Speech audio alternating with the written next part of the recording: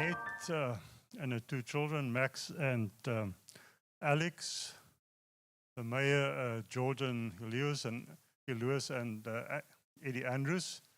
Welcome here today at Cape Point Vineyards at a joyous occasion on the one hand where we celebrate the life of Brad Bing, but also a rather sad occasion. From my point, from Cape Point Vineyards and my personal point of view, I met Brad quite a number of years ago when Noordhoek was in turmoil with the previous ratepayers organization with whom I had some run-ins that disbanded at the point in time, and then Brad took over and formed the Noordhoek Ratepayers Association.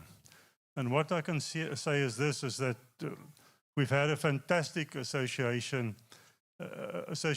of camaraderie, association of inclusiveness, association of building together that, say, from a developer's kind of point of view, but also, more importantly, from a community point of view, how we can work together to build a better future for our community at large.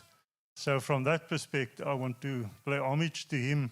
We became friends, we trusted each other, and we had a fantastic relationship, and he was an absolutely fantastic, incredible person, which is testament to the big turnout that we've got here as a caliber of man that he is. So thank you very much, and we appreciate you all coming here. And now I'll hand you over to Dion, who's going to take events further. Thank you very much. Thanks so much, Sabrant. Let's keep that music rolling in the background. I mean, Brad's playlist, you know, iconic. Brought it out over 40 years and never changed it. But Sabrant, thanks so much for the generous invite. Dion, sorry, I just missed one person. That's our speaker, Felicity Purchase, who's been the local councillor for, I think, 25 or longer years, almost. She's been here longer than I'm alive, I think, but sorry, I missed her. All good, Sabrant. But yeah, thanks so much for hosting Brad's celebration, as you said, and memorial as well. Fitting location, like overlooking where generations of Bings grew up down there. What a beautiful valley, what a beautiful site, and really appreciate being able to be here today. And this is where, like you said, he invested so much time into the community. And it's just going from strength to strength. Love the Noordhoek community. I'm Dion Bing. I'm the Kazi and the follically gifted one. Yeah, the Oaks were always bummed when I had so much here and the rest of the Oaks had nothing. But hey, that's the way it goes. Eh? But you know, Brad always, wherever you were, like, hey, but tuck your shirt in, you know. So that's the protocol today. Just make sure your shirts are tucked in, you know. You want to represent nicely. And just check your cell phones that they turn down there. Just keep his playlist going, not yours. Okay, so on behalf of Annette, Alex, Max, and the whole Bing family, thank you all for joining us today. And as Sabrant said, what a fantastic turnout. Beautiful, fitting. And it's also being streamed globally because Brad, he had a global effect. His reach was global as well. So how's it to everybody over there, all over the world? Your support, everybody here in the rooms next door, outside, valuable, absolutely invaluable, your support over the last year. As Brad bravely fought his cancer every frickin' day. Solid fight. That he was able to do it at home, cared for and loved by his family, the carers and friends, was a blessing and a daily comfort. Brad loved speeches. Absolutely. Those of us who've been to any of his birthdays will remember, you know, you grab a quick six-pack, something out the ice bucket, and you just settle in for a long evening. So all of us have amazing stories to share of Brad. And we thought of maybe, you know, pass the mic around and everybody gets like 10 minutes just to talk about But then Sabran says, listen, he's got a function on Saturday. So if we could, either way, we've got a memorial book. We've got a memorial book. There's one over there. There's one outside. And hey, any memories, good, whatever, positive stuff, put your name next to it.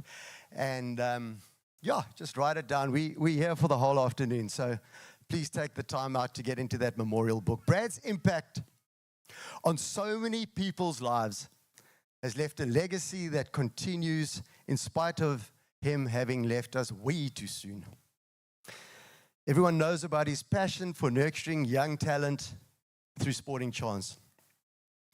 We've got a video from Sporting Chance, if that's ready and queued up to play, just to give us more of an insight into what he and his team created. Thanks.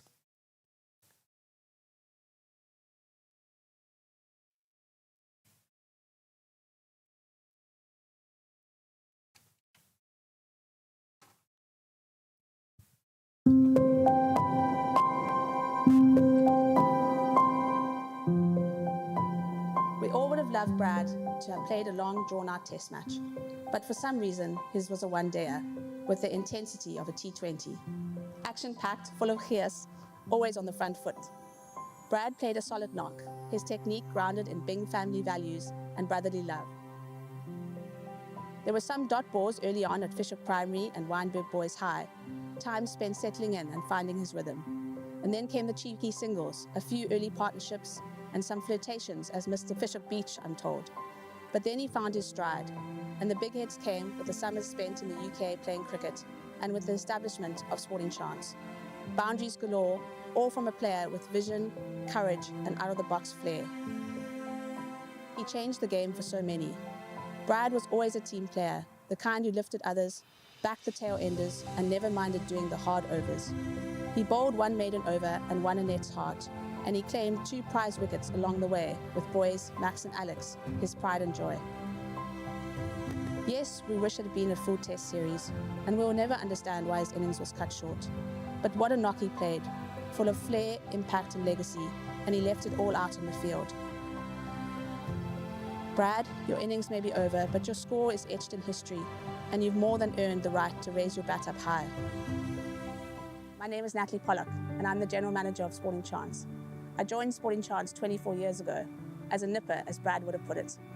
Brad had a saying in the office that with good organisation comes good discipline, and with good discipline comes a good attitude. If we unpack that a little bit and look about good organisation, that was the epitome of Brad. Everyone will know his flip files with his schedule: 6 a.m, wake up, 6:15, shower, 7 o'clock, shuttle picks you up, and on the day goes. He could read a map better than a GPS. And ironically though, he was the only person I think that never had a wallet. He had a 1995 little credit card holder and always his cash in his top pocket. And then we get to discipline. And everyone will know that was Brad. Put your cap on straight, tuck your shirt in, and heaven forbid you were late. Discipline wasn't negotiable, and it built the backbone of Sporting Chance. Brad lived it, he expected it, and he passed it on to all of us, and the kids and coaches that he worked with. And then we get to good attitude. You'd find it hard to find a more passionate man than Brad. Passion for development, for sport, for South Africa, for his family, and for Sporting Chance, but most importantly, for life. He had a presence, and you knew when he walked in the room. He filled the space with energy, with conviction, with stories, and with vision. When you come and work for Sporting Chance, and this is vital, is the first thing a lot of people ask is, what are your qualifications? I don't even worry about the qualifications initially. When I have employed people or have interviewed people, are you a nice person? That's vital. If you're a nice person, you're 50% of the way there. The next step is, how well do you work with children? And thereafter, what is your qualification? Because in our industry, if you don't get on with children and have a passion for what you're doing, you're wasting my time and you're wasting your own time. My name is Ubula Lilimenze from Kailicha.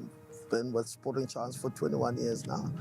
I've met Brad in 2001 when I did my first ever interview for Calypso Pitch Cricket. We got together and said, how do we bring the various cultures and communities together of South Africa on the sporting fields? And that's exactly what happened. the one that plays in my head every day because it was such a huge man with such a sense of humor. But when I first met him, I didn't think it was because it got me shook a little bit because he just walked into the room as like dreads, earrings, not a sporting chance. So those were still, so but he made us sing a little bit. We stood on chairs to sing the national anthem. So that was just his way of just checking if you've got the mental and you are the right fit for sporting chance. That was the side of him that strong and bold, but still human side of him that really grabbed everyone, I think, especially me, coming from where I come from. So I'm here because of that. So it's a feeling I'll keep and lessons that I'll take with me for a very long time. My name is Nyani Somai. I'm from Bonlanga Township. First met Brad when I started at Sporting Chance in 2011. Back at the time, I was involved in one of the clubs in Langa doing hockey. Sure, I remember the interview. I was shaking. Back then, I didn't know a lot about Sporting Chance. I didn't know a lot about Brad. So I arrived at the interview and I said, "Hello, sir, how are you?" And he said, hello, my man, I'm good. Let's have a sit, don't shake. Do you want some water? And I'm like, okay, I'm struggling to relax a little bit. It was my first real job. I later on found out that Brad actually started most of his programs in Langa. He had a lot of passion for basically being there for the kids of the township. He got to know my family. All three of my kids were actually born whilst I was working for Sporting Chance. My name is Braden Seaman.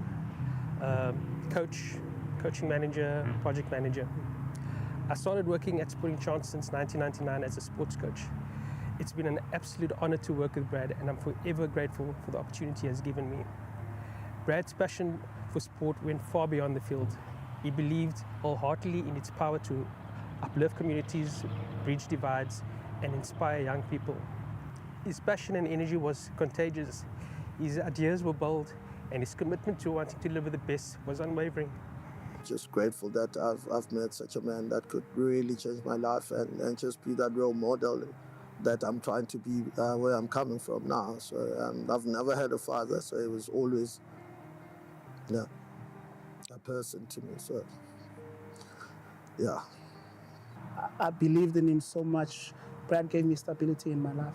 He gave me a way to look forward to the future. Mr. Bingo was not just a boss to me. He was a mentor. He was a friend.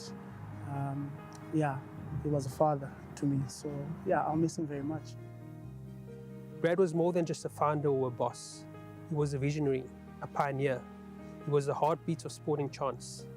From that answering machine and a bag of cricket balls in 1990 to over 300,000 children reached, 60+ schools supported, and over 18,000 coaches trained. Brad didn't just start something, he built a movement. His impact is imprinted on communities across the country. From the Calypso Cricket Festival, his pet project, 35 years strong, to street sports, starting with street cricket, which is officially recognized by Cricket South Africa as part of their pipeline, to street soccer, which was part of the FIFA 2010 World Cup, to street netball, which launched the Netball World Cup in Cape Town in 2023, which really demonstrated Brad's forward-thinking vision. Sporting Chance has been planning this street netball program for the last couple of years. In July 2023, the Netball World Cup is taking place. It's a global event. Teams are coming from all over the world to play. And what a wonderful opportunity for us as South Africans to showcase taking the game to the communities in Cape Town where the World Cup is going to take place. And that's exactly what this is all about. To the Health of the Nation project, which was groundbreaking research into childhood obesity, and now exists as our Disney Healthy Happy Play and Laureus programs. To table cricket, which adds a new dimension to disability sport. Over 100 kids from 7 different special needs schools in Cape Town took part in the Table Cricket Festival hosted by non-profit organisation Sporting Chance. To the coaching and physical education programs in both under-resourced and affluent schools. Our clinics that we've run, it offers sport to all kids, regardless of ability, regardless of the financial background, regardless of creed. And what it is, it just gives everyone an opportunity to be exposed to professional coaching in a structured environment. Brad saw possibilities where others saw obstacles. And Brad had style, well, Brad style. His Pringles shirts, blue Levi jeans, with white rugby shorts, and a good dose of zinc on his nose. Brad's love for media was unmatched. He could speak off the cuff better than most could write speeches, and he loved the microphone.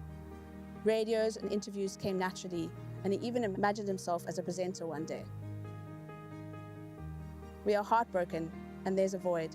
But Brad, your legacy is alive in every child who picks up a bat, every coach who shows up in the early morning, and every young person who now has a shot because they were given a sporting chance. The team and I will continue to do our best to honor that legacy in every way that we can. There's one thing that I will definitely try and make sure is to continue within his legacy, to make sure that everyone gets the values that he instilled in me when I first met him in 2011. There was a reference that Brad always made when he compared Sporting Chance to a 100-meter race. He said, "We are only off the starting blocks." You take a 100-meter race, and you said to me, Brad, after 30 years, where do you feel you are with regards to this 100-meter race? I reckon I must be 4 or 5 meters out of the starting blocks. So I've got 95 meters that I want to carry on going. As the guy who started Sporting Chance, my job is never finished.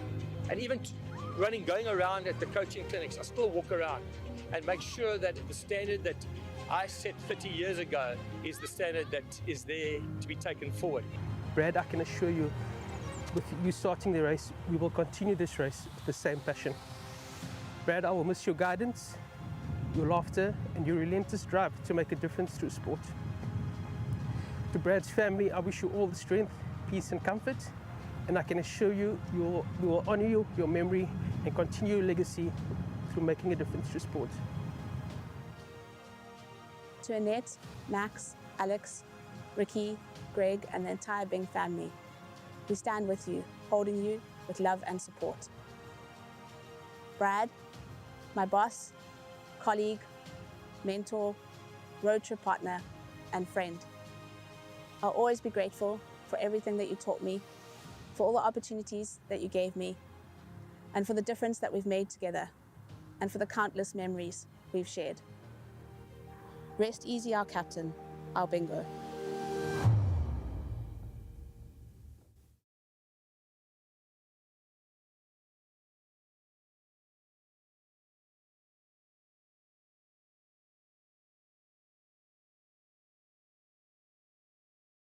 Yeah, what an achievement, eh? And how many more meters to go? 95 more meters. Unbelievable. Started so well, hey? Passion for people, a good oak. That's it. That's what we talk about, a really good oak. What's he looking for? Nice people to continue it. He built an incredible movement. And I think it's a reminder of the wealth of talent that we have available in South Africa, that with the support and nurturing, they can all achieve greatness. So well done to Brad and the whole Sporting Chance team that have done so much for these children that grew up to become great. Awesome.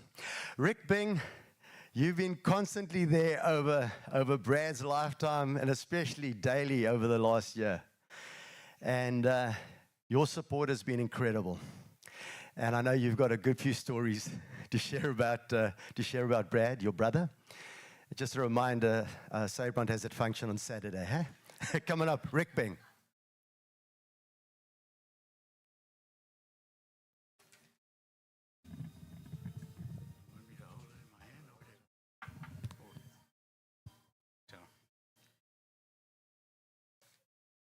Yeah, just give me a moment or two just to gather myself, if you don't mind. Geez, that was a tremendous tribute to Sporting Chance, guys. You've cracked me up. I was hoping you guys would do it after I spoke. Yeah, see. I don't even know my bloody speeches. Back pocket, thank you, Sally.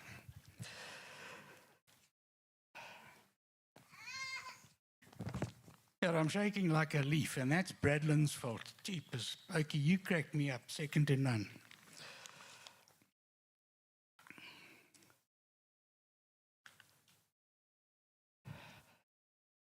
I read for Richard.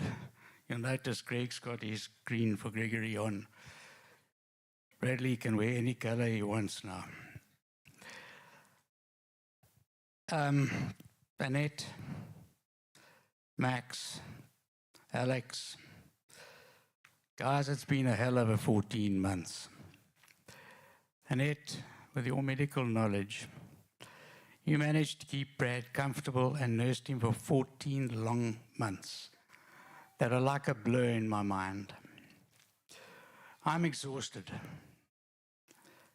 utterly exhausted, but I hate to think how you must be feeling.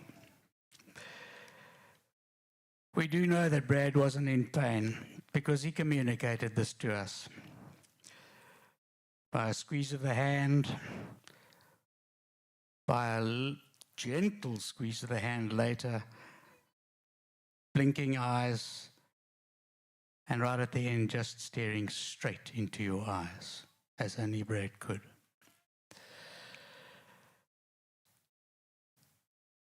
Alex, Max, what can I say? You guys have been strong and have experienced something way beyond your years. Max,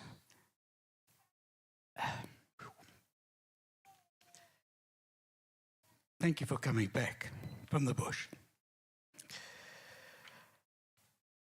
and looking after your dad and helping your mom, because I'm happy if she makes a noise that makes me feel comfortable. I promise you. She's so beautiful. Max, again, I'm going to repeat that because I was kind of crying. Thanks for coming back from the bush, pal. Geez, you did a lot of good work and looked after your dad and stuff that even I couldn't do it with for my own brother. Well done, guy. Alex, a Weinberg skate. You're only 16, and you're only experiencing something that I first experienced when I was 65. Well done, pal. My mum, she isn't attending because my mum's dementia has got to a point where we were advised not to communicate to her. Communicate Brad's situation to her. We always tease Brad that he was Mom's favorite. Greg and Lynn and his family and his brand new grandson, no more than a few days old, and granddaughter sitting here on Kirsten's lap. And our late brother Johnny and Sharon with their family. Welcome, guys. Chloe, you cracked me up with a message that you sent me when you said Brad was having an ice cold one with Gramps and your dad and chatting shit with them. My wife, Sally, and then Liv, Cameron, and Tom, who are my children, and their partners, Danielle and Kia, they're watching via YouTube from the Kruger Park and from London. And then all the cousins on the cousins group. I've got to try and get through this one. Remember the Christmas and birthday presents that Brad gave you all. Milo bars, 2-liter Coca-Cola, and Sporting Chance clothing. In a Pick and Pay packet. Thank you, Sharon. Yeah, he was also the uncle who taught you your first swear words. And he'd say, where the ducks, they're the ducks, he would say, and it would really annoy all our wives. I know that Eastie and Joe and Bev are watching from London. I also know that many friends are watching this tribute on their computers. And I say welcome to you all today around the world. And please consider your... Where is the camera? I don't even know. But okay, please consider yourselves that we feel like you're here with us. There's a hell of a crowd here. And I'm going to keep them for a long time with this speech. I'd like to start with one person who I haven't seen today, and that's Annie. Is Annie here? Annie, please will you stand, or come and stand next to me for a moment.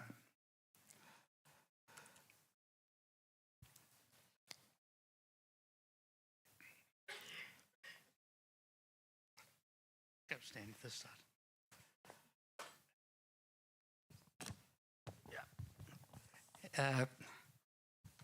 The guy sitting next to me is the guy who came to visit you in Brad. You remember? I also remember.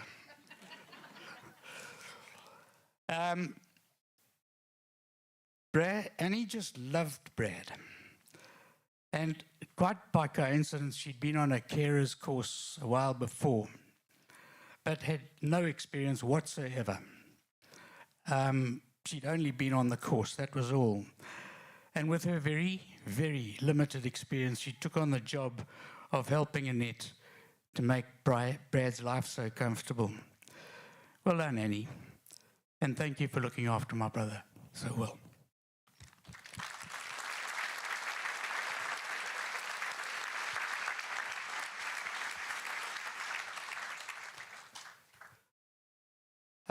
I'm going to deliberately try not to mention any of Brad's mates by name in the speech, so please don't feel offended if your name doesn't come up. I don't want to leave anyone out, so none of you will be mentioned, if you don't mind. And I must say thank you to everyone for being here today. Brad and I and us Pings have always believed that the difference between rich and wealthy is that rich is determined by how much money you've got in the bank, and wealthy is determined by how many friends you have. I reckon Brad must be one of the wealthiest people I know. Only a lot of the tributes on social media were unbelievable. If I may break the ice slightly before we get too serious and before I crack again, the story about the frozen chicken is true. Brad only got married at the age of 40 and to Annette, when he met Annette. And for those who don't know the story, Brad used to arrive at a braai with a frozen pack of chicken and hand it to the hostess, who would usually put it straight into the deep freeze.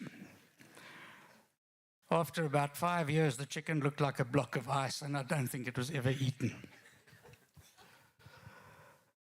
Brad's Noordhoek roots. Well, we arrived in the valley in the 1960s, and Brad was 6 years old.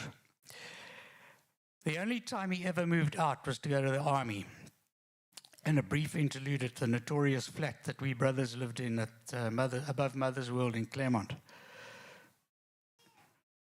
Most of you in the room will know that flat.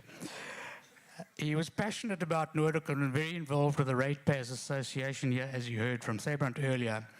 And Brad was instrumental in facilitating the process between Sabrant and the vision of this place and the ratepayers who were very anti this place. And I'm going off cue here a bit, but that was just Brad's way. He would say, let's work out what he wants and we want, and if we can both find a way between us, we've got the path forward, which is exactly what happened. And crikey, you've only got to look out the window to appreciate just how nice this place is. Under the title Army, many of Brad's friends that he met in the army are still friends today. One even wrote a speech for me to read out. It was at least half as long as my one.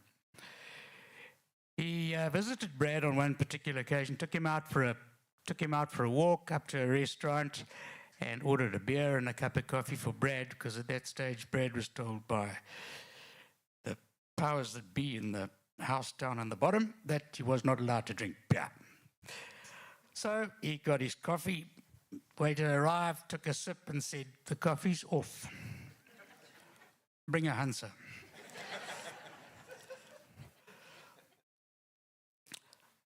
I can also confirm that this happened more than once, in fact, with me. We used to go for long walks when he was convalescing. Well, is the word convalescing? I'm not sure, but we used to walk down from his place down to Nordic Beach. It was quite a haul for a bloke who's supposed to be not well.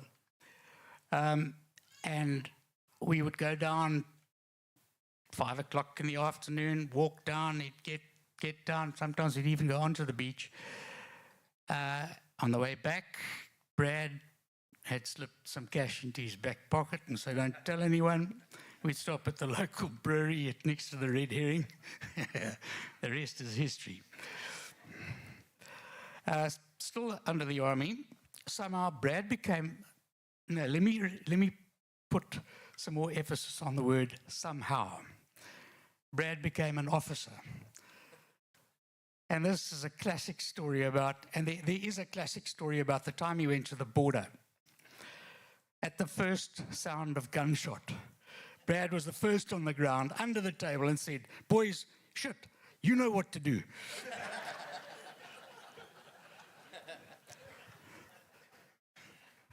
School and boarding house. Brad went to Fishook Primary School, and I've already seen a few people today that were at Fishook with him. High school was Wynberg, but Brad took the scenic route to get to matric. He somehow managed to pass standard 9, and it was as much a surprise to him as it was to my mum and dad. And after the first term in matric, he decided to go back to standard 9.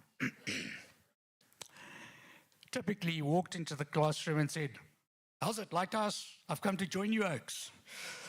He remained a loyal old boy until his last attendance at the Sax game at Sax rugby game at Wynberg in August 2024. In Standard 6 boarding school, Brad came into Standard 6 as what they called a junior. Greg in Standard 8 and me in matric. And in those days, matrics were allowed to have a junior to do mundane tasks like making the bed, polishing the shoes, etc. Brad's matric was the head boy of the boarding house, and because he was head boy, he was allowed to have 3 juniors. It was because the other Wynberg Oaks had left school before matric. I bumped into him recently. And when he offered condolences, he spoke about this and said, Brad always used to have a smile on his face, and this is something that came through so strongly in the social media platforms. Everyone talking about Brad's smile, and Jeepers, watching that video, and he smiled. That was infectious. That chopped me up. The funny thing was that this head boy bloke who was Brad's senior, whatever you call him, I think he used to give tasks to the other boys, and I think the only task that Brad ever got was going to warm the toilet seat for him. Another very recent WhatsApp said exactly the same thing about the way he always smiled, and if you read the many tributes, you'll see that. We loved boarding school because we had outstanding hostel masters, some of whom are here today. In fact, all of whom are here today. One of them even traveled from Port Elizabeth to see us. I said I wouldn't say names. And if they're not, they're watching this on broadcast. Sporting Chance. Well, what a video. It was about Brad's life and his business, and they were so intertwined that I need to make a few comments on it. There was Calypso Cricket, which was Brad's favorite. Don't know if it ever, well, forget that. There was street cricket, street soccer, and street netball. And I think that street soccer was the biggest. During the World Cup in 2020, he ran a program on a national level for literally thousands and thousands of kids, boys and girls, throughout the country. It was something special, and he got allocated tickets for all the games. As far as I remember, it was for all the games, and he must have had about 50 or 60 tickets per game, and all these kids had to have responsible adults looking after them. But it was only 10 kids and one responsible adult, and I figured I could handle that. So I got invited to all the games in Cape Town, and not being a soccer, football player at all, and in fact support no team. I support anyone who plays against anyone else. So we got all these tickets to take children to the townships. It was a magnificent experience. But the upside, sorry, now I'm repeating myself here. Let me just go back a bit. I got to see the games as the responsible. Hey, you got to listen to me. I'm the responsible adult here.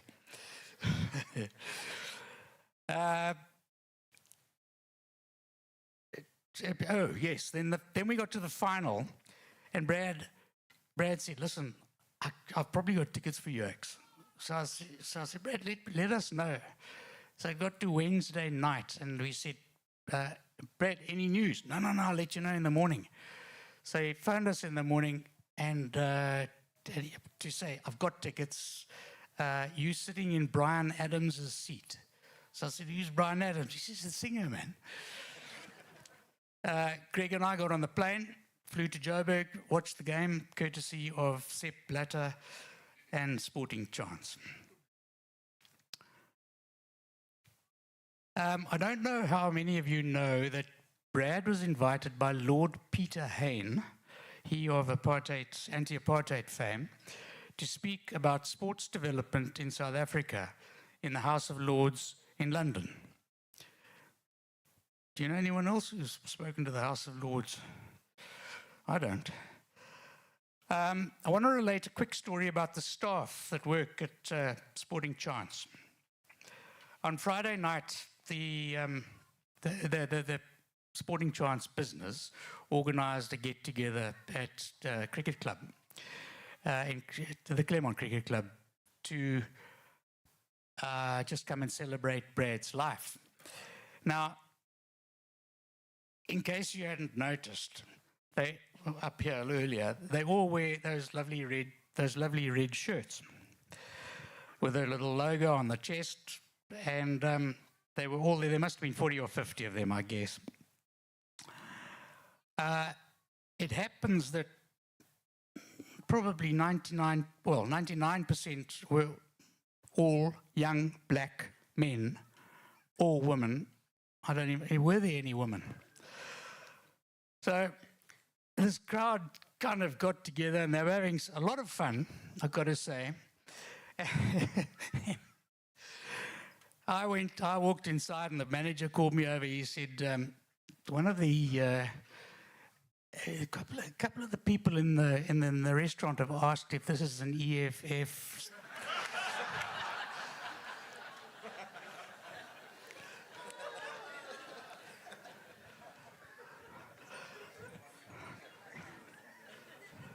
Well, the 40 of them, and after a few beers, the story started, and they started.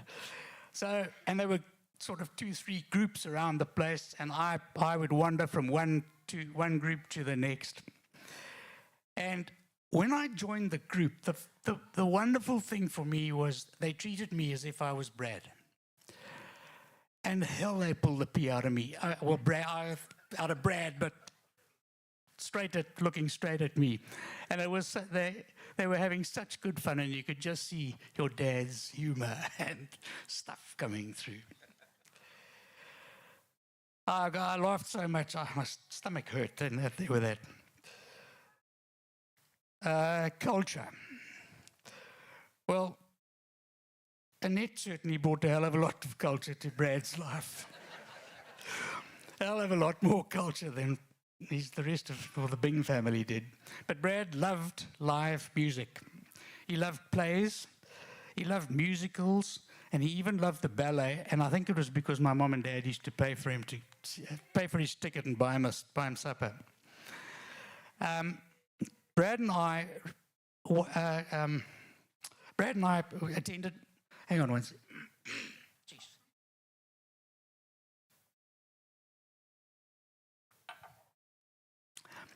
Brad and I attended many rock concerts together without our wives because they didn't like the artists as much as we did.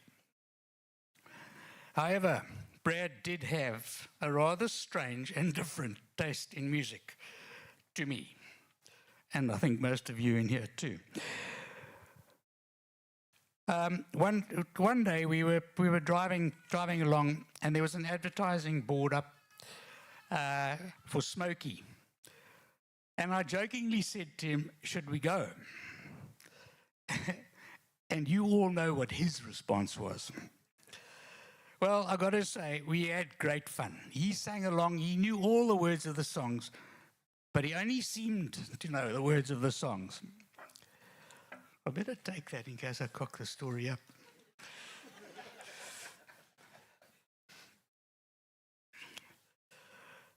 Yeah, he only seemed to, as I say, he seemed to make it.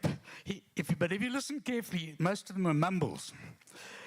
And he used to make up his own words as he went along. It used to drive me crackers. Talking about music concerts, this little story epitomizes Brad. Sally and I got married in 1988. And it was just before Brad left on one of his overseas tours. You know, he was back and forth for 10 years or so.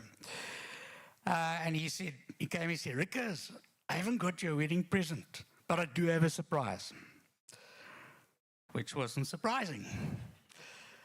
Well, off he went overseas next day.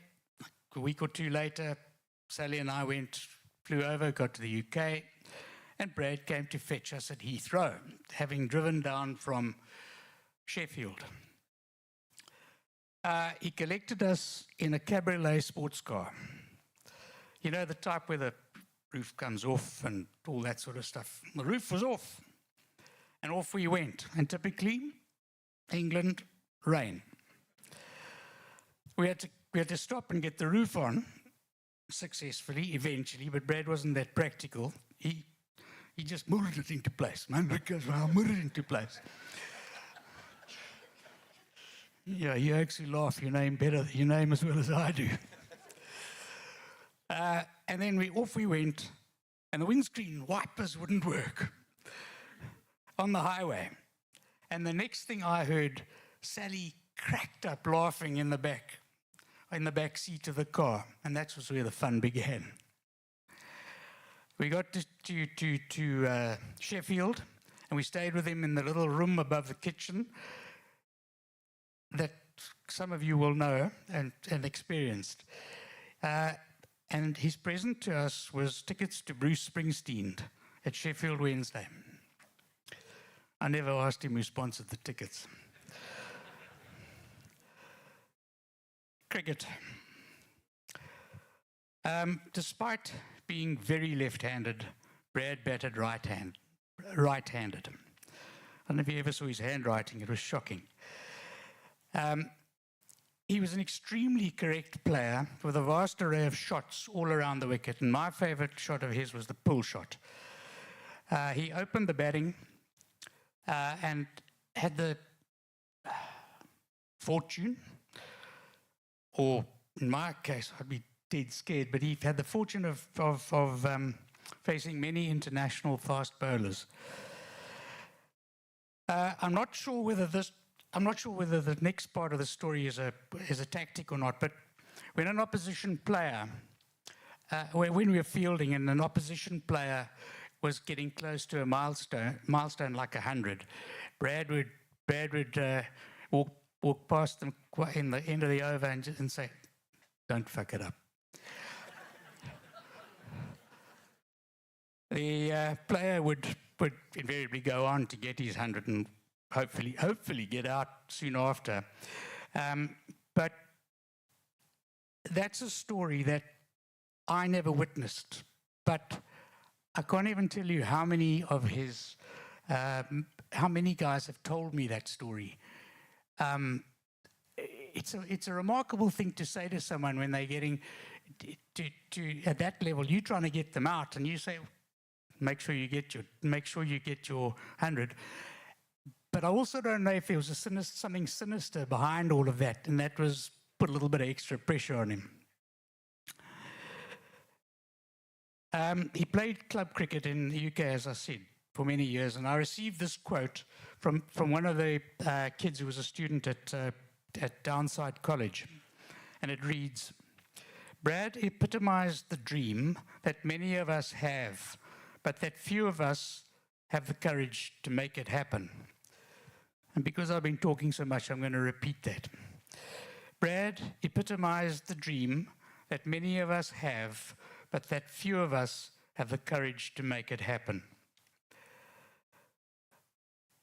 A small group of friends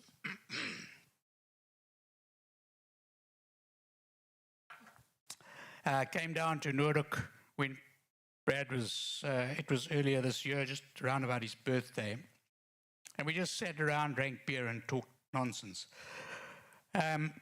Brad didn't speak much because of his condition at this stage, and everything was monosyllabic.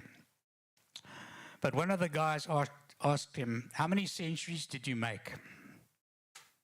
3. He shows his fingers.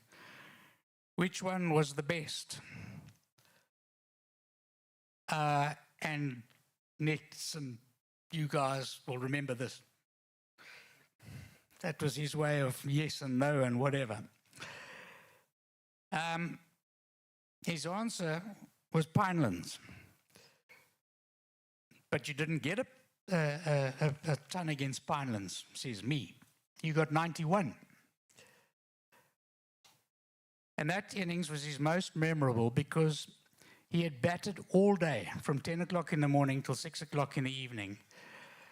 Having started his innings, in those days we played Saturday. Having started his innings the previous innings, following on 2 down, he held the game together for the entire day. And that meant more to him than getting 100. I've confirmed the story with Greg, because Greg was the captain, and I know it's true. I'm almost there. Holidays. As children, we had many holidays as a family together, but Brad was the brother that I ended up traveling with when we grew older. He was great fun to travel with, but was also impossible at times. When he was ready to go, he wanted to leave. Stuff everyone else, even if you had 3 kids and a wife to get ready. It eased up a lot when Nets arrived on the scene, and she used to give us a heads up with time, and also had 2 kids of her own to sort out. But Brad was sorted out because he had nothing else to do except put clothes on and put a cap on, and that was it. We went to Kruger a few times, but the one time that stands out, one holiday that stands out more than any one of the others, is when we went to Timbavati for Brad's 50th birthday. It was ridiculously expensive. And when I said, Brad, I can't afford this kind of holiday, Brad's answer, I'll never forget, and it's going to surprise all of you: pay what you can and I'll pick up the rest. And he did. Right, my note says slow down and maybe get Dion to read this out, but I'll try. Brad, I'm going to miss you and all the many good times that we shared together. over the last 62 years that I took for granted. Thank you for the memories. I'll love you forever until we meet again. Your Boet, Rickers. Thank you everyone for bearing with me.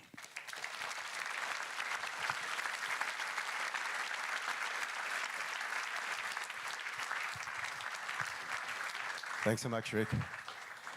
Yeah, don't take anything for granted, even now.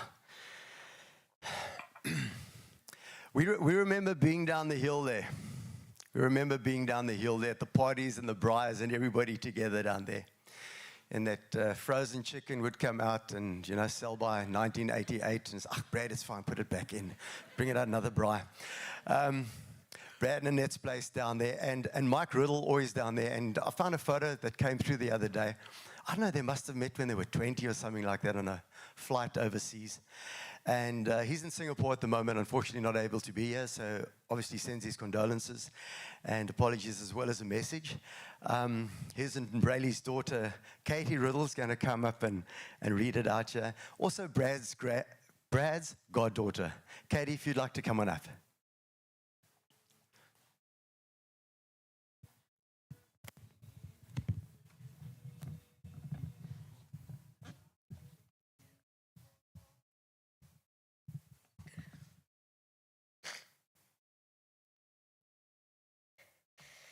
Good afternoon, everyone.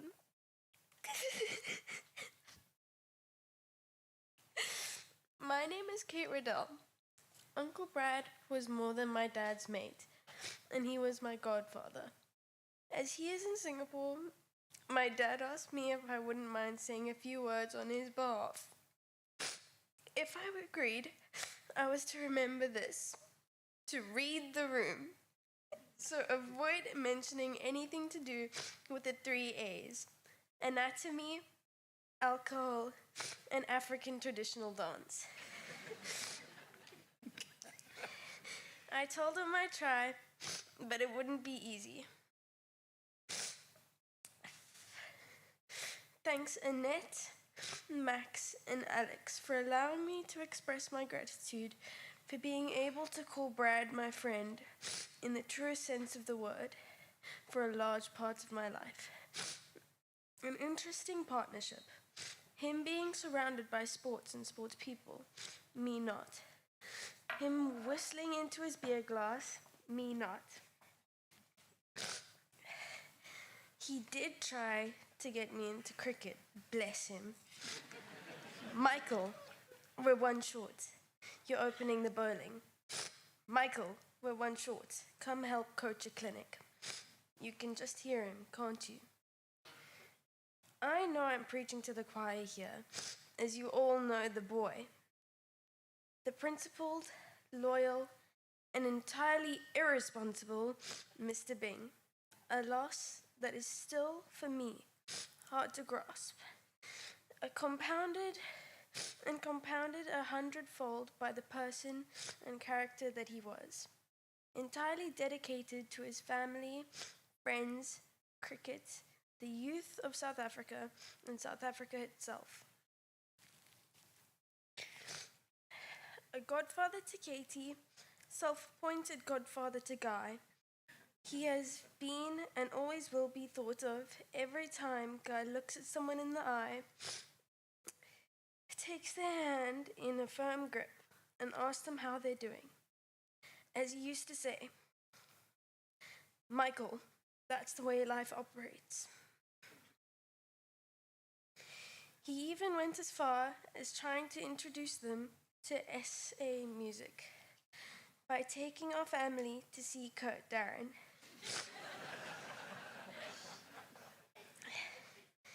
It's not worsie visser, but it's the next best thing. No one could have wished for a better friend. The shared experiences will never be forgotten, ever.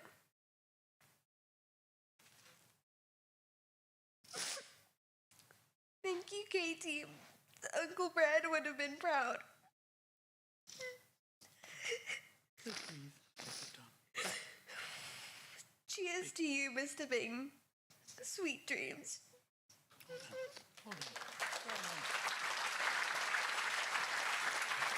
Beautiful, Katie. Thank you so much for sharing your dad's amazing messages.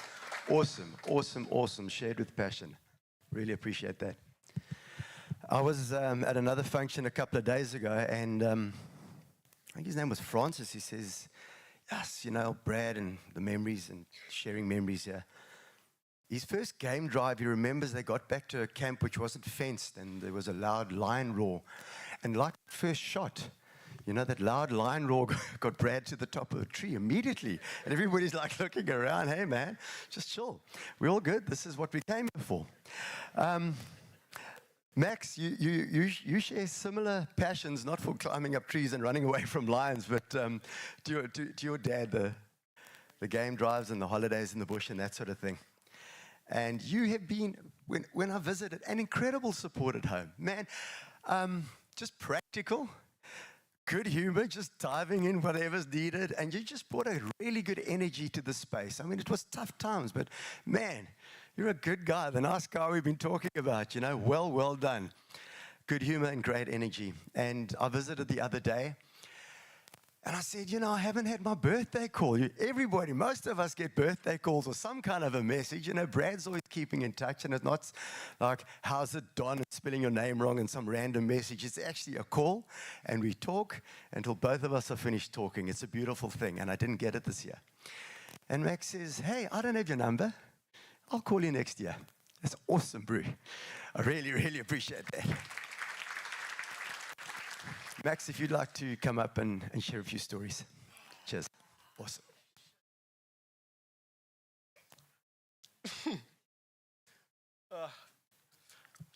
Testing. Can everyone hear me? Oh, lekker man. Wait, let me take my plate.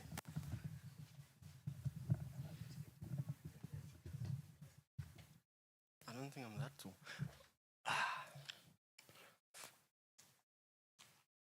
Let me just get the notes out, you know. I'm technology savvy. So everyone, my name's Max. For all of you that haven't met me, which is probably none of you. I am Brad's eldest and most handsome son. Unfortunately, Alex, you're close second. Katie, I really don't know how to follow that. That was outstanding. I'm like, well done to you.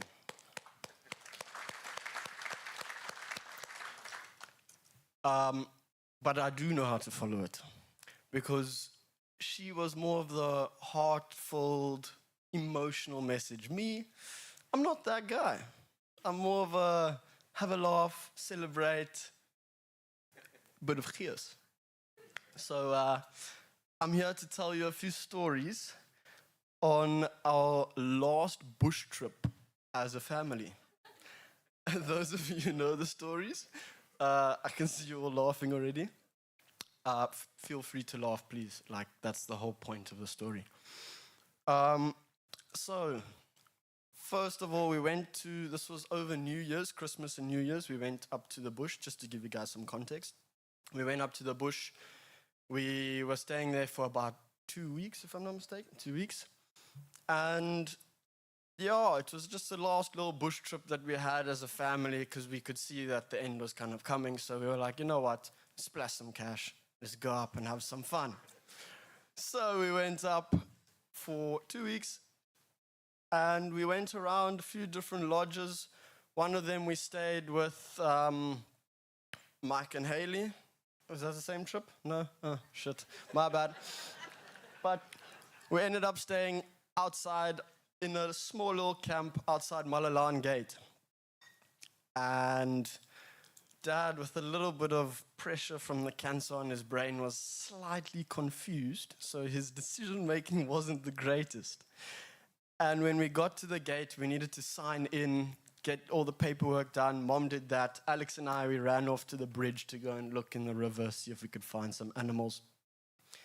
And Dad wandered off on his own and ended up standing in a long queue for the bathroom. And Unfortunately, the queue was too long for him.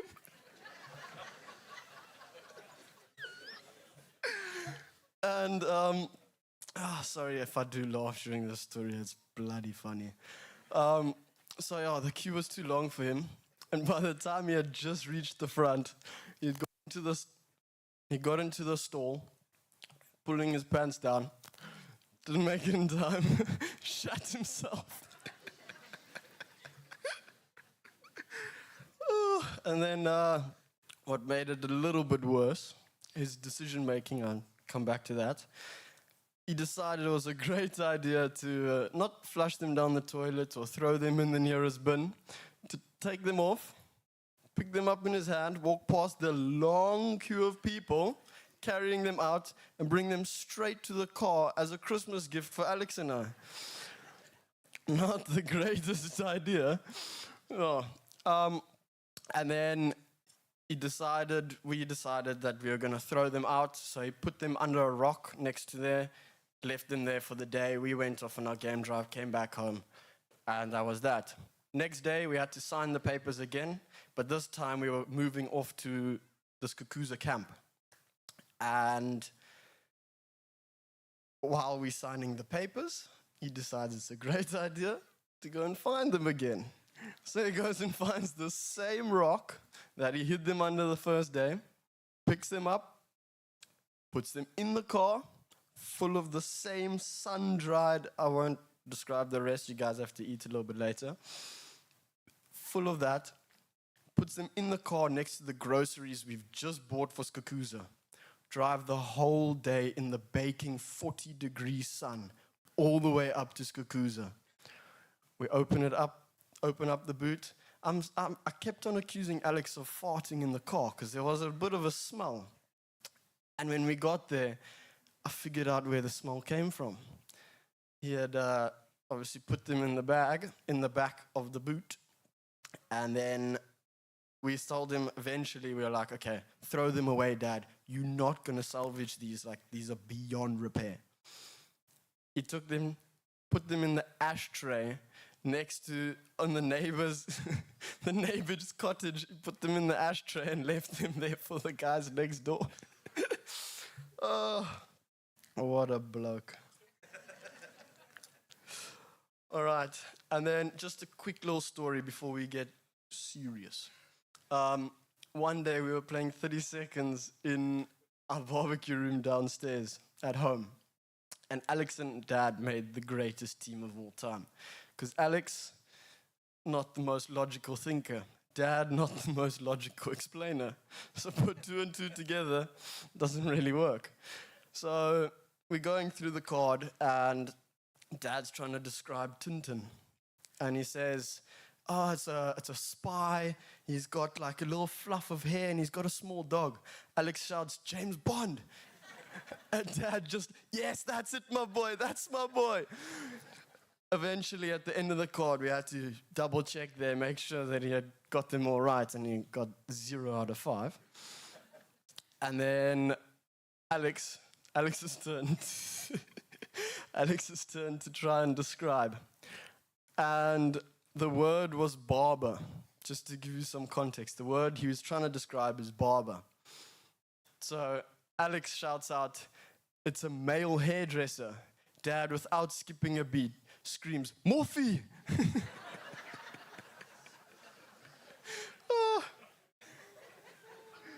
Oh, that's him for you. Eh? All right, now on a more serious note. And so, as we remember Brad, let's not only mourn their passing, but honor their life by how we choose to live ours. Let their courage, kindness, laughter, and strength echo in our actions.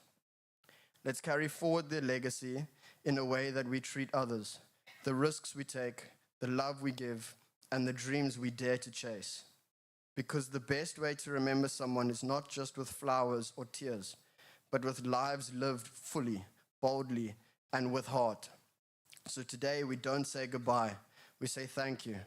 Thank you for the memories, thank you for the lessons, and thank you for reminding us that even in loss, there is love, and in that love, there is life.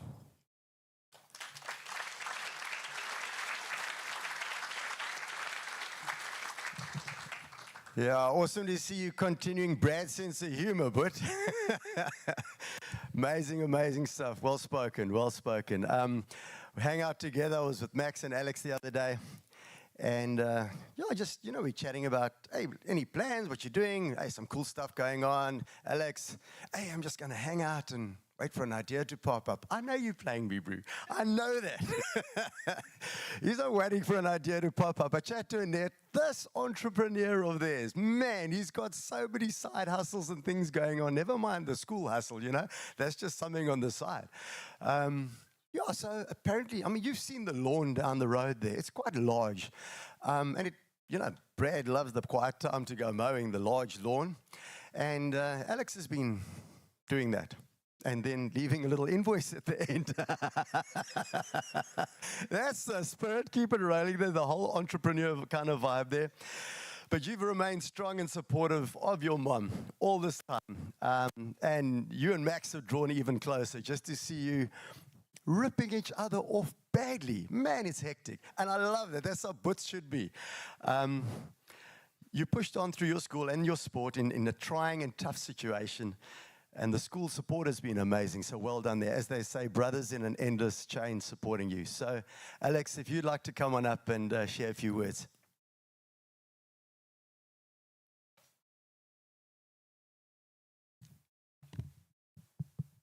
All right, lekker. Can you hear me? Okay, lekker. Let me get this out. Turn off. Okay, so first of all, I'm Alex Bing, Brad's youngest son, and the one that looks just like him. So I just want to say thank you for everyone coming out here, having a big impact in my dad's life. But I'm just going to leave the thank yous to my mom because she has a whole paragraph on that. So that's all her. But yeah, where am I now? His impact around the world was massive, and he knew so many people. He knew every single one of you. So we were on holiday, and this is every single holiday we go on. He wanders off. He takes a walk, an hour, 2 hours. He takes it by himself. And we eventually find him talking to some random cricketer he played with 40 years ago.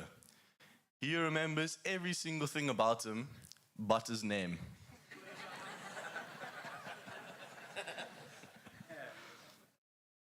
He impacted like hundreds of thousands of kids and people and friends and family around the world. And one, what's the word? I forgot. Characteristic that he had, that's it. One characteristic was his great sense of humor. Okay, lekker. So,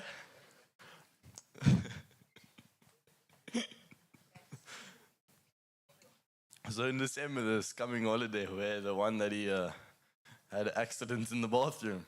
Another story from that was us as a family, we went to Skukuza golf course and we played a quick 9-hole game.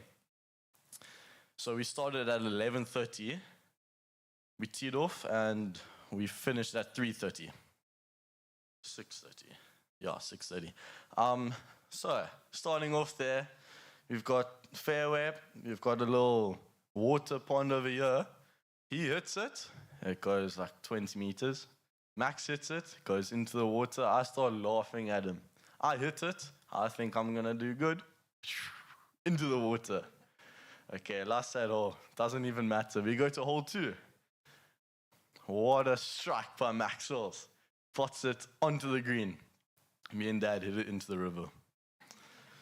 So now we're on the legendary hole 3. Hole 3. He starts by wanting to intimidate us by starting at the male tee point, whatever you call it, tee box. He hits it, and he manages to strike the only marula tree on the fairway.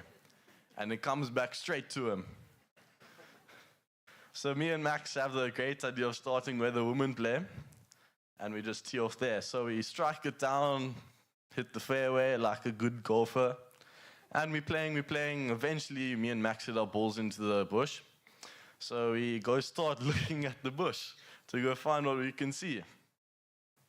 So my dad's sitting in the golf cart on the passenger seat, and just out of nowhere, he starts reversing. He starts reversing, and he's not looking behind him. His foot is all the way on the pedal, on the floor, and he's just sitting there. And he hits a tree. He hits it, and he doesn't even realize his foot is still on the gas. And the wheels are spinning, and he's driving up a tree. That's when I knew I had a great father.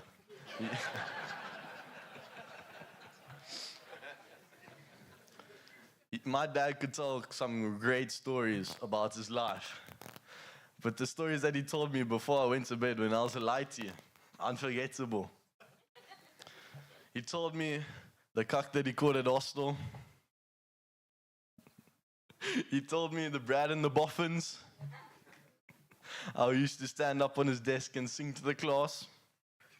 He told me that his teacher sent him to the principal to go talk about his actions. And he went to the principal to talk about rugby. And he came back, the teacher asked, "Did you speak to him?" And he was like, "Yes, ma'am, I did." Lekker. He told me about his military years, serving on the front line, whatever, I don't know what that means.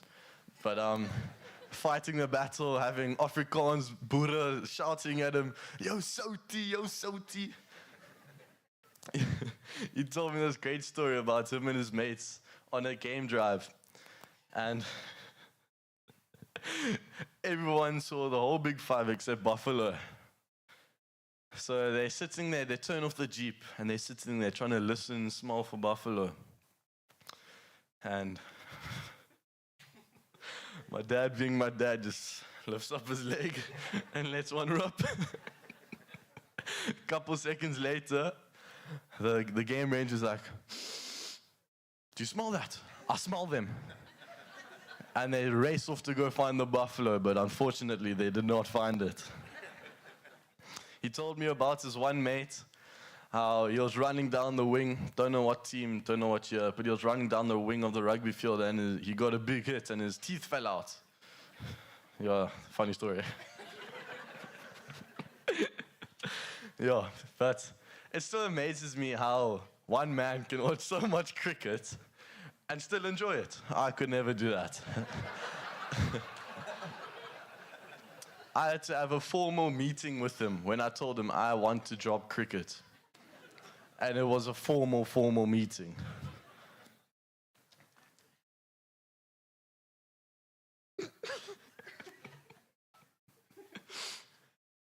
Yeah, my dad has left a great legacy with impacting hundreds of thousands of lives around the world. And he has left a legacy for me and my brother to fulfill. So thank you very much, and I'll forever remember you and miss you. Thank you very much.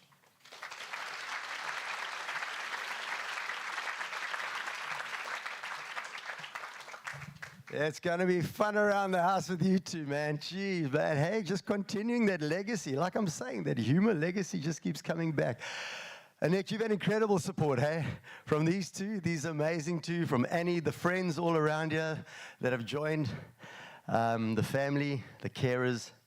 But you've also had to dig super deep. Man, you dug deep on your own resources to get through, getting up every day and putting your best foot forward there and remaining positive. That's the whole thing. You see what's happening, but you're with Brad every day. He's hearing you, even if he's not able to respond, and you're remaining positive and sending the good vibes, caring for Brad at home, and doing everything possible to help Brad to keep that fight going. So, Annette, if you'd like to share that tribute to Brad.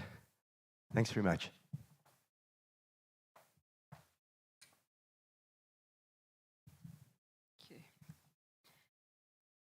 Okay, good afternoon, everyone. I never dreamt I'd be standing here one day, paying tribute to my husband at this stage of our lives. Brad has gone far too soon, and he had too much life to live. Bear with me, I'm just going to wing it and get through this somehow. Okay. Before I start, I've got a couple of thank yous to say. First up, Sabrant. Thank you for offering to host Brad's memorial, the most generous gift you could give Brad and the best send-off we could give him. It just felt right that it was in Noordhoek and at a venue that he truly loved. As he often came up on a Thursday evening to the market just to pop in and socialize, he truly believed in the value that you were adding to Noordhoek. To the Cape Point Vineyards events team, especially Sophia and Carmen, thank you for putting this together and designing the memorial notifications, the menus, printing pictures, memory books, flowers. You've just taken all the stress off me, thank you. To Gary, our media guy, thank you for all the media sound systems, live streaming, slideshow. You were so reliable and dependable, and you've taken a lot of the pressure off us.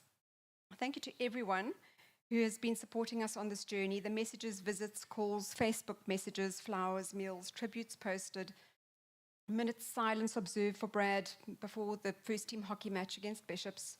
Luckily, we won. We, as a family, have been completely overwhelmed by it all. Brad's reach was far greater than we ever knew possible. He meant so much to so many people. To my girlfriends who have rallied around me, protected me, arranged meals to be delivered for weeks on end, I cannot thank you enough. A special mention to V and Anna and Haley, just for carrying me through the hardest, darkest days. Thank you.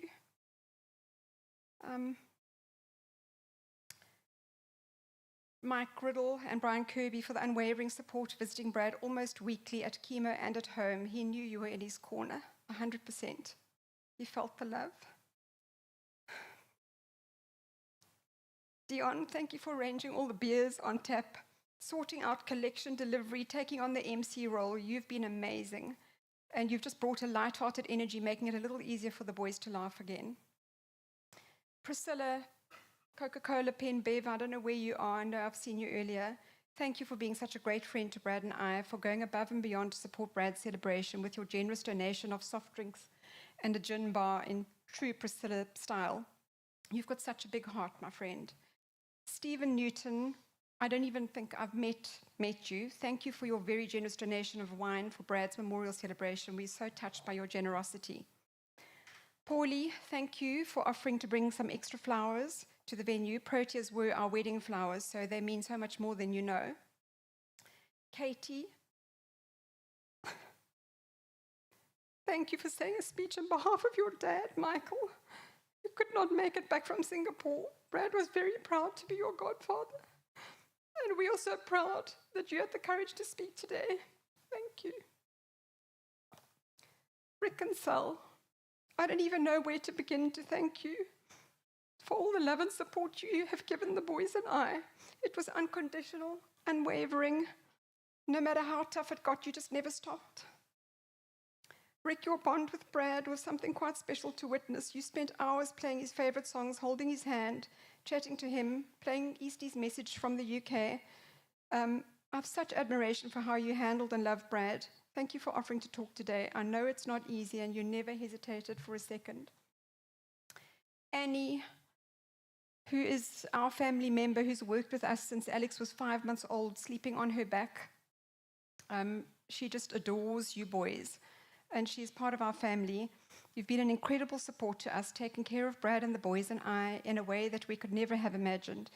You have the grace to be so compassionate, make us feel calm, prayed for strength for all of us. You made Brad feel so safe in your care, training our team of home carers to your extremely high standards.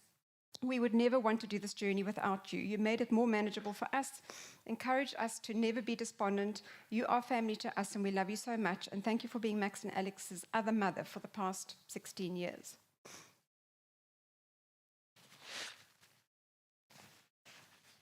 Okay, so I've got the thank yous out the way. If I've forgotten anybody, please forgive me. Brad, as you know, was a bachelor boy for a very long time, and then finally he married when he was 40 years old. He had to date a whole lot of trolls until he found the best. I'm only kidding, but he did often used to say that us and Sips girls are princesses, which we are. When Brad and I were courting between UK and South Africa, he finally proposed to me in Saint-Tropez and then started becoming impatient for me to pack up in the UK and return so we could get married and, more importantly, have children. He was desperate for kids. He gave me 2 ultimatums. Number 1, he said, I've interviewed your mom at their farm in Tilbach, and she is slender, so if you pile on weight, I'm out of here.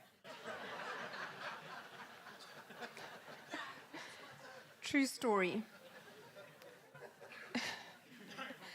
And he said, number 2, he said, I know it's a tall order, but I just want 3 sons. I want an opening batsman, an opening bowler, and a spare. So I think he got really lucky when he got you 2 boys. Okay. Yeah, we're not sure about the batsman or the spare. So Brad absolutely loved being a dad, his biggest pride and joy. He hated missing any tour, so we traveled to PE, Grahamstown, Nelspruit, Knysna on many school sports tours with our boys. He absolutely loved that Max was a leg spinner, and in Brad's opinion, the best he's ever seen. When Alex got to Wynberg High in grade 8, as Alex mentioned in his speech, he told us that he's going to quit cricket and continue with polo. Brad's response was, no, my boy, I've not signed off on that. You need to call a meeting and you discuss this formally with me and tuck your shirt in. Alex was absolutely firm on the subject, and Brad had to concede that he was not going to get a second son playing cricket. Brad loved supporting Alex at polo. Our best tour was to Knysna for the Oak Hill Festival, and Brad never uttered a word on the sidelines regarding the reffing, as he never could quite grasp the rules. And when I was going through his files of pictures for the slideshow today, I found thousands of videos of the boys playing sport that Dad had taken and has saved. Alex, your best polo action goalie shots and reels of Max bowling in split frames. I remember him sending videos of Max's bowling to his dad, saying, just look at his beautiful natural bowling action pops. He's got so much potential. And for every goal Alex saved, he would chirp to anyone in the stands, that's my boy with the red cap, he's the goalie. Brad loved the boys bringing their mates home to stay with us in Noordhoek or come on holiday with us to Hermanus, sometimes 5 of them for a week. Our food bill skyrocketed, but we had you and all your mates home with us. He could chat cricket with Max's mates all day long, play pool, banter with the boys, check out the girls. Once a bing, always a bing. Thank you to all your mates for supporting you boys, on the sidelines. Brad was not known for his diplomacy. He was a straight shooter and very old-fashioned. He made it clear that no one can even bring a joint to our property. He had 0 tolerance. He would escort them off. He was very old-fashioned. He couldn't wrap his head around this generation of youngsters who can identify as anything under the sun. He said to me, if my son comes home and identifies as a fire hydrant or a cat wearing a skirt, then I know they've gone before.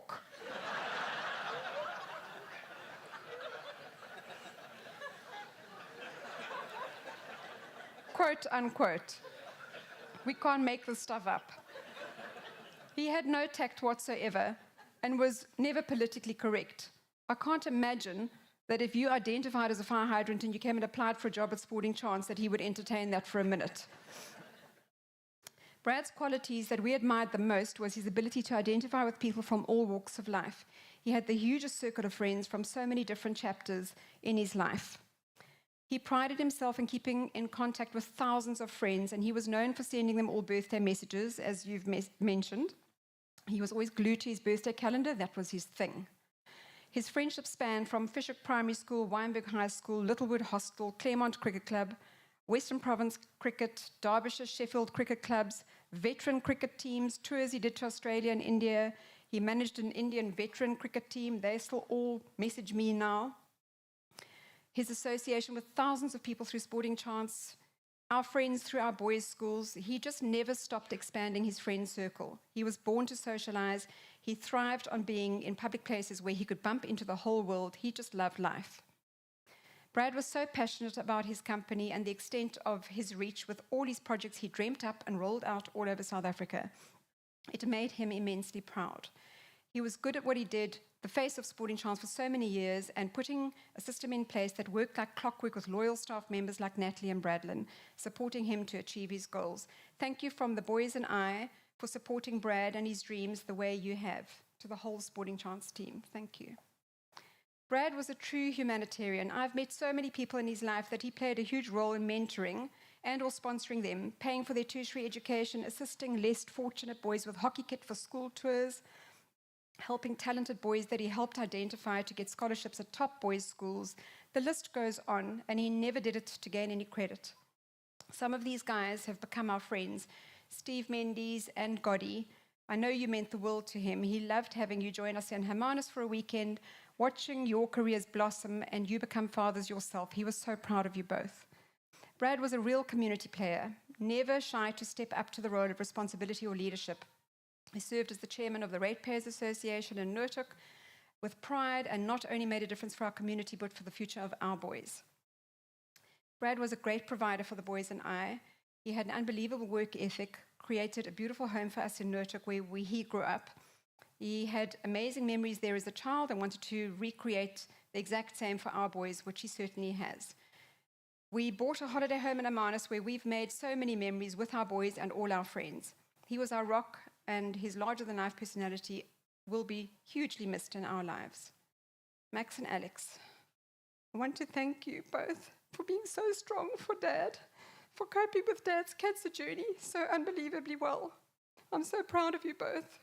Max, you brought such a positive energy to our situation, never shying away from giving Dad the biggest hugs. You'd come in and you'd hug him, even when he couldn't talk. You'd say, Brad is my old man, I love you.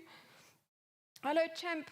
Do you like your Levi jeans on me? They look so much better on me than you, don't you think?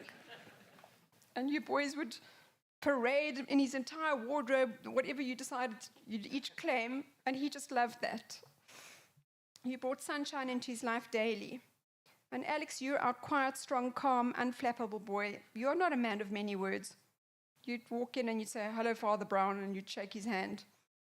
And a squeeze of his hand is all he needed from you to feel connected and loved. We sat down together last night, you and I, so I could try and assist you with your Afrikaans exam revision for your first exam this morning. Jeepers, my boy. I truly hope you've got some other hidden talent that's not Afrikaans.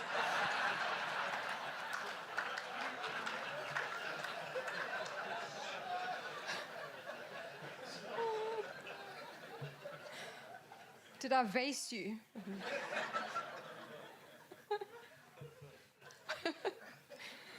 Okay, so Dad is unbelievably proud of you boys, and that is the reason he fought so hard to have just one extra day with you. We all bought into the fact that it was our privilege to look after Dad at home, to be with us right to the end, no matter how hard it would be. That's what felt right to us. And Rick and Greg, just want to say, it would not have been possible without your assistance with finances to cover the cost of the carers day and night. It helped us to support Brad, to give him the very best care we possibly could. So thank you. It was the biggest gift that we could give him as a family. And Max, you've been a rock to Alex and I. Thank you. So to end off today, I just want to thank everybody for being present. Thank you. Can you just join me? And just stand up and join me, and we will just say cheers to Brad. Sorry that you don't have a drink yet.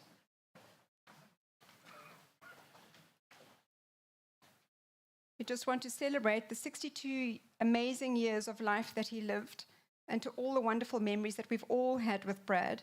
So rest easy, our champion. Cheers to Brad. Thank you. Thank you.